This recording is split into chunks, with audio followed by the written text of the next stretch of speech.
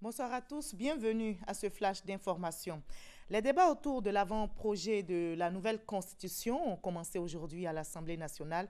Les députés de la Commission des affaires générales examinent les textes de la réforme. Ils ont quelques jours pour explorer et adopter les différentes lois. Le texte parachevé sera soumis au vote des parlementaires en séance plénière le mardi 11 octobre prochain. Et s'il est adopté par les députés, il sera soumis au peuple par voie référendaire.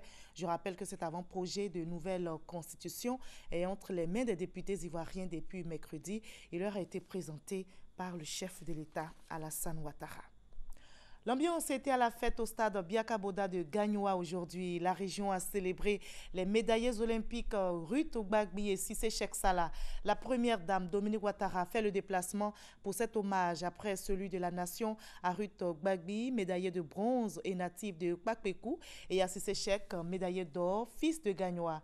La cérémonie a drainé du monde, comme vous le voyez. Chefs traditionnels, autorités politiques et administratives, filles et fils de la région étaient présents. La première dame a fait don de 11 millions de francs CFA à toutes les couches sociales. On passe maintenant au job. Les journées de l'orientation des bacheliers, démarrées le 3 octobre dernier. Ces journées se poursuivent à l'université Félix Houphouët-Boigny de Cocody. Et ce matin, la ministre de l'Enseignement supérieur et de la Recherche scientifique s'est rendue sur le campus pour constater le déroulement de ces journées. Nous expliquent Malika Koulibaly et Franck Quadio. Et le top est donné. Par ce geste, la ministre de l'Enseignement supérieur lance officiellement l'opération de préinscription en ligne. Jusqu'au 30 octobre, les bacheliers de l'année académique 2015-2016 pourront s'inscrire dans les filières de leur choix. Une exigence, cependant, le respect des procédures indiquées. Les étudiants doivent obéir à trois étapes du processus. La première étape, un paiement via les opérateurs de téléphonie. Et après le paiement, ils doivent se connecter à une plateforme dont le lien est www.orientation-sup@mesres.edu.ci. Et après s'être connectés, ils doivent renseigner certaines informations. De la salle multimédia des journées de l'orientation du bachelier, la ministre Ali Ramata a fait le tour des stands. En compagnie des responsables des universités, elle dit apprécier les innovations.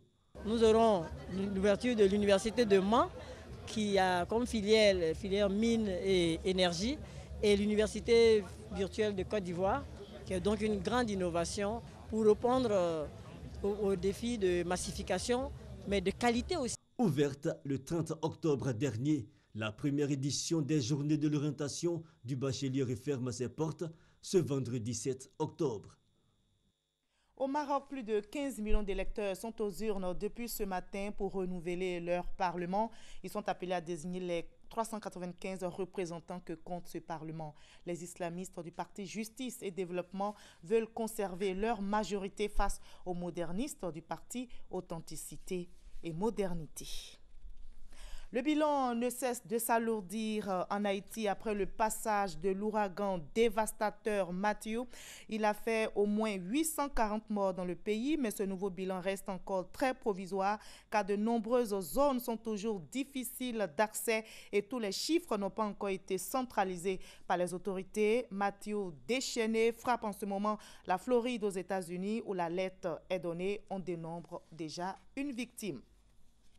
Juan Manuel Santos, le président colombien, a été récompensé aujourd'hui par le prix Nobel de la paix pour les négociations de paix engagées avec la guérilla marxiste des FARC, la plus ancienne du continent latino-américain. Juan Manuel Santos voit dans cette récompense un grand encouragement et la dédie au peuple colombien. Il a dit, je cite, « La paix est très très proche, mais l'accord rejeté par une petite majorité d'électeurs lors du récent référendum suscite aussi une violente opposition chez certains Colombiens, dont le chef de file est l'ancien président Uribe. » Fin de ce flash, je vous retrouve à 20 h.